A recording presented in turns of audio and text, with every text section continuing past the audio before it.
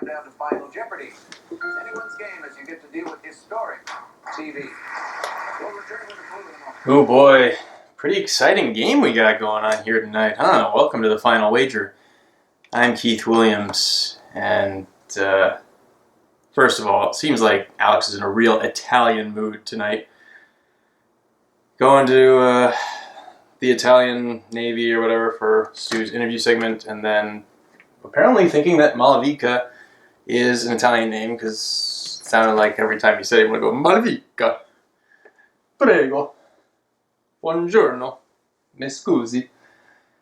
Stew with a $200 lead over Robert, whose name apparently incorporates an exclamation mark, just like the title of this game show. A little seesaw back and forth there. I was a little afraid of that Malavika was going to fall out of contention there toward the end. She missed a few clues, and she's down at 4,000 something. But she came back toward the end there. A couple good gets in that theater-to-theater category, including the $2,000 clue. Those were pretty easy. I really liked the difficulty of the baseball category. I only knew a few of them, but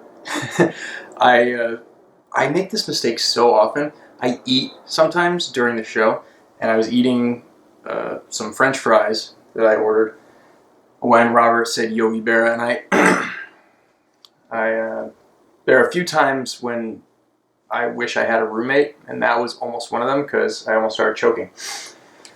I started actually going like this, and that might have saved things.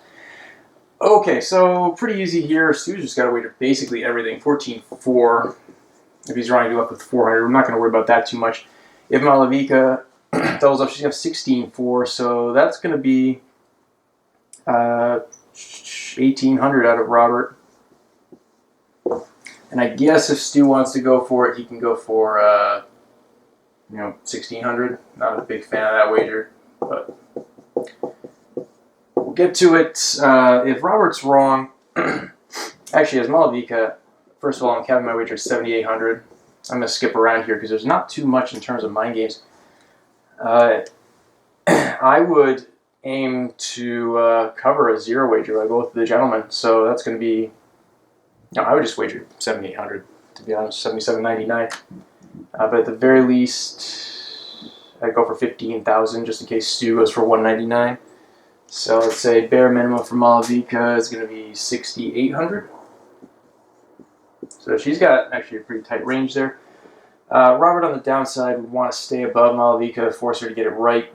I can't see too much in the way of mind games there, although I always go a little bit deeper when I'm not under time pressure.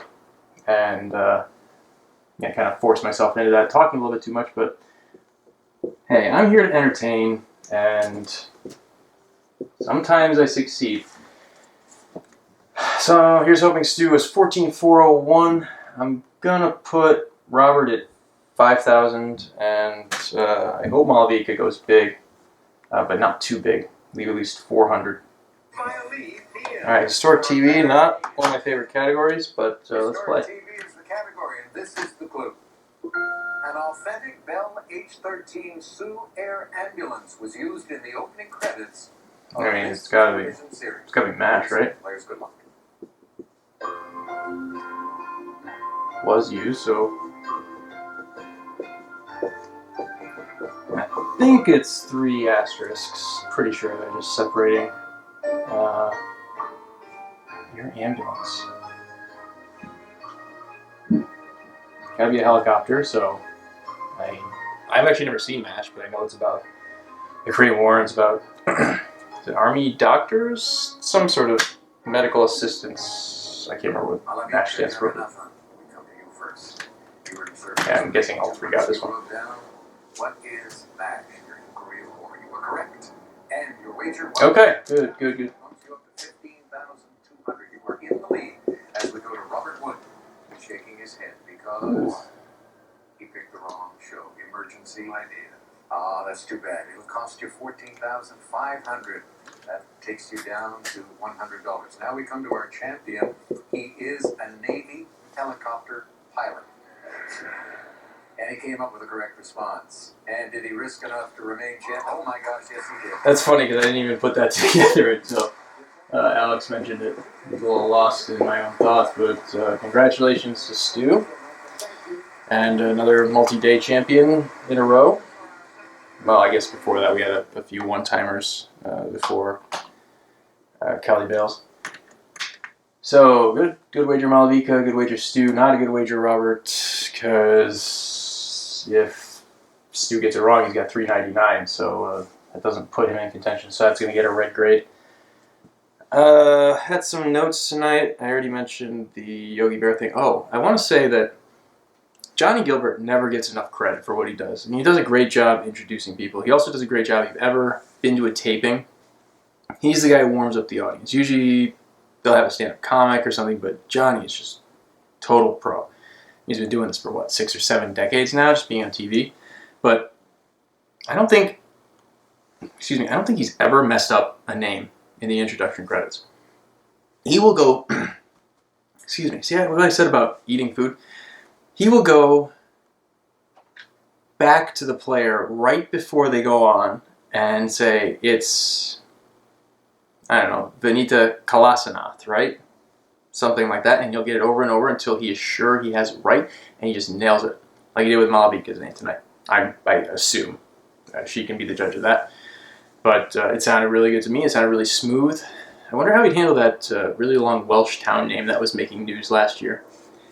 OSHA. My dad was an OSHA expert for a long time. He still might technically be. I don't know. But that was fun to see that pop up. And Dad, if you're watching, I'm sure you got that. And it was in a potpourri category, which I don't like. I don't like when they just have hodgepodge stuff up there. Black Beauty, I don't know, I should have brought it up, but I have a really old copy of Black Beauty that I found in a bookstore in Fayetteville, Arkansas, and it just looked old and cool, and it was from some school library down there. And now I have it. I'll overlay a photo of it or something. We had Bay of Biscay, which I think we had Biscayne Bay yesterday or 2 days ago. Well, Friday, which is unusual, because I know a lot of people get them confused. I get them confused once in a while. Bay of Biscay is between France and Spain on the northwest side. And Biscayne Bay is near Miami.